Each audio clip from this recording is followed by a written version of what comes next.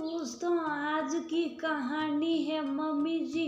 तुम पैसों का लेन देन ऐसे मत किया करो। दोस्तों, कहानी शुरू करने से पहले अगर आपने चैनल को सब्सक्राइब नहीं किया हो तो कर लीजिए ताकि आपके पास पहुंच सके हर नया वीडियो। माँ जी, ये तो वाकई बहुत खूबसूरत साड़ी है। हाँ, मेरे पग फेरे पर मेरी अम्मा ने दी थी, बहुत संभाल कर रखी थी, पर अब तुम पहन लेना अपनी बेटी की शादी में। और ये लो, शादी में खर्च करने के लिए 5,000 रुपये, कोई कमी ना रखना। शादी में भाव विभोर और रमिया थोबिन की आंखें सलसला उठी। सच में फरिश्ता हो माँ जी तुम। मैं ये रुपए धीरे धीरे सुखा दूंगी। कह वह दरवाजे की तरफ बढ़ चली। इधर ये सब देख माँ जी की बहू गुनगुना रही थी, जब देखो कर्जों को बिगाड़े रहती हैं, अब तो डूबे ही समझो। 5,000 रुपये कितना समझाती हूँ। पैसों का लेन देन ऐसे मत किया करो, पूरी दुनिया की सुनेगी, बस मेरी नहीं सुनती। उप किरण की सास सुशीला देवी एक कोमल हृदय की महिला थी। उनका मेल जोल धोबी, चौकीदार, दूध वाला, सब्जी वाला, पेपर वाला आदि से कुछ ज्यादा ही था। सबकी मदद करना उनके स्वभाव में था। दिवाली होली में बढ़ चढ़कर तैयारी देती। इसके अलावा भी यदा कदा रुपये पैसों से इन सब की मदद करती रहती। ऐसा नहीं कि किरण को अच्छा नहीं लगता। ये कोई पत्थर दिल इंसान नहीं थी, बस उसे एक भय रहता कि कहीं कोई ऐसी कोमल हृदय वरदा का गलत फायदा ना उठा ले। रोज ही तो अखबार धोखा धड़ी के समाचारों से भरे पड़े रहते हैं। फिर ये भी सच है, जहाँ विश्वास है वहाँ सल भी है। इसलिए किरण को लगता ना विश्वास करो ना सलने का मौका दो। इसके उलट सुशीला देवी को सबका दर्द साझा लगता। किसी की परेशानी वह देख नहीं पाती। कभी पुराना तो कभी नया सामान देकर वह सबकी मदद करती। परसों ही दूध वाला सुरेश साइकिल सुधारने के लिए ले गया है। अक्सर ही सब्जी वाले से वह छूटे पैसे नहीं लेती हैं। सबसे ज्यादा मुंह लगी है सुरेखा। घर आते ही सबसे पहले सुशीला देवी उसे गर्मा गर्म नाश्ता कराती, फिर वह झाड़ू पोछा लगाती। किरण का दिमाग तब ज्यादा गर्म होता जब वह कोई नई डिश बना रही होती और सासू माँ सुरेखा को रोक लेती। अरे रुक सुरेखा, ये खाकर ही जाना। रमिया धोबिन के जाते ही किरण ने फिर कोशिश करी समझाने की, माँ जी इन लोगों से थोड़ी दूरी बनाकर रखनी चाहिए। आप भोली हैं, सब पर विश्वास कर लेती हैं, पर ये दुनिया बहुत बुरी है। कब कौन आपको लूट ले जाए पता ही नहीं चलेगा। मगर सुशीला देवी ने अपनी दलीलें रख दी। देखो बेटा, दुनिया वैसी ही है जैसा हम इसे बनाते हैं। मुझे तो आज तक कोई बुरा नहीं मिला। मैंने सबकी मदद करी, सब पर भरोसा जताया और इसके बदले हमेशा ढेर सारा प्यार व सम्मान पाया। दूसरे दिन जब किरण बस स्टॉप पर उतरी तो उसका बैग कॉपियाँ जोड़ने के लिए लाने की वजह से काफी भारी था। एक हाथ में लैपटॉप बैग, दूसरे बैग में 2 बंडल कॉपियाँ। 2 कदम चलते ही हाफ गई। तभी सब्जी वाला रामू आ गया। लाइए मैडम जी, हम पहुंचा देते। उसने एक बैग ले लिया। अरे रहने दो, मैं उठा लूंगी। ऐसे कैसे मैम साहब, बहुत ही अच्छी है अम्मा जी, इतना करती है हमारे लिए तो हमारा भी तो कुछ फर्ज बनता है।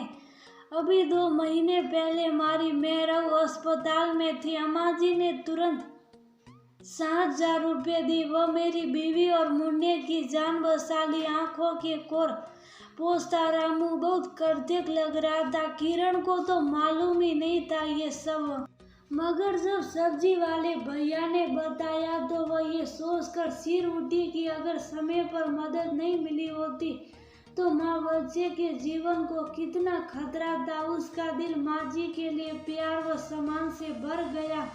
घर पहुंची तो वह क्या, पूरा घर गंदा पड़ा था। भीगे कपड़े वॉश एरिया में बदबू मार रहे थे और सिंक राज के बर्तनों से अभी भी भरा था। सबको देखते ही माँ जी मायूस होकर बोली, आज सुरेखा नहीं आई। किरण ने तुरंत उसे फोन लगाया, मगर कभी ये नंबर नेटवर्क सेंटर से बाहर तो कभी इंग्लिश टोन सुनाई दिया। हो सकता है बीमार हो, कल आ जाएगी। सोच किरण ढेर सारे काम को करने में जुट गई। दूसरे दिन भी फोन लगाया, मगर सुरेखा को कुछ अता पता नहीं था। माँ जी का लटका मुंह देख अब किरण का दिल बैठा जा रहा था। यूं भी बिना बताए उसने कभी इतनी छुट्टी नहीं करी थी, पर इधर अब 4 दिन होने को आए थे। ना कोई फोन, ना कोई सूचना। उसने पड़ोस में रहने वाली शर्मा भाभी से बात की तो एक अलग ही खबर पता चली। घबरा कर उसने माँ जी को ये सब कुछ सच सच बताने के लिए कहा। तब जाकर माँ जी ने मुंह खोला। सुरेखा ने अपनी शादी तय होने के बारे में मुझे बताया था, मगर वह तो अगले महीने का बोल रही थी और सामान खरीदने के लिए मैंने उसे 12,000 रुपये दिए। ओहो माँ जी, ये क्या किया आपने? कम से कम हमसे तो बात कर लेती। किरण को एक तरफ रोज तो दूसरी तरफ अफसोस था लोगों से जो उड़ती उड़ती खबर उसने सुनी थी। वह ये कि सुरेखा मुंबई चली गई। उसे सीरियल देखने का शौक था, एक्टिंग का भूत उसके सर पर सवार था। बस इधर उधर से पैसे जोड़े और निकल गई किस्मत आजमाने मुंबई। माँ जी अब गुमसुम व उदास रहने लगी थी। नई भाई कविता के साथ उनका व्यवहार बिल्कुल बदल गया था। ना उसे नाश्ते के लिए पूछती और ना ही कोई बात करती। उनका विश्वास चला गया था। वह दुनिया से बेगाना सा बर्ताव करने लगी थी। खुद किरण भी व्यथित थी और पैसों का गम नहीं था कि सही साबित होने का। अब उसे मलाल होने लगा था। दुनिया में बहुत कम लोग होते जो दूसरों का दुख महसूस कर सकते। उन कम होते लोगों में से एक नाम और कम हो गया था सुशीला देवी का, जो हाथ खोलकर मदद करते थे। वह घबरा कर सिकुड़ गए थे, ढीले ढाले निरसत पड़े थे। माँ जी अब उन लोगों से कटने लगी थी। सुबह जब दूध वाला राघव आया तो वह माँ जी को काफी आवाज लगा रहा था, मगर माँ जी ने किरण से कह दिया, बोल दे मैं बाथरूम में है, नहीं मिलना मुझे इन लोगों से। ऐसे ही दोपहर में जब धोबिन रमिया आई तब भी माँ जी उससे कन्नी काटती रही। किरण कह दे मैं सो रही हूँ। रमिया ने बार बार पूछती, माँ जी ठीक तो है ना? किरण ने कहा ठीक है, बस दोपहर में थोड़ी सी झपकी ले लेती हैं। आजकल किरण से अब उनकी हालत देखी नहीं जाती। वह बार बार प्रार्थना करती कि माँ जी का विश्वास फिर से स्थापित हो जाए, मगर सुरेखा ने गहरा घाव दिया था ना। सिर्फ झूठ बोला बल्कि पैसों से भी सला। इस बात को लगभग अब 1 महीना हो गया था।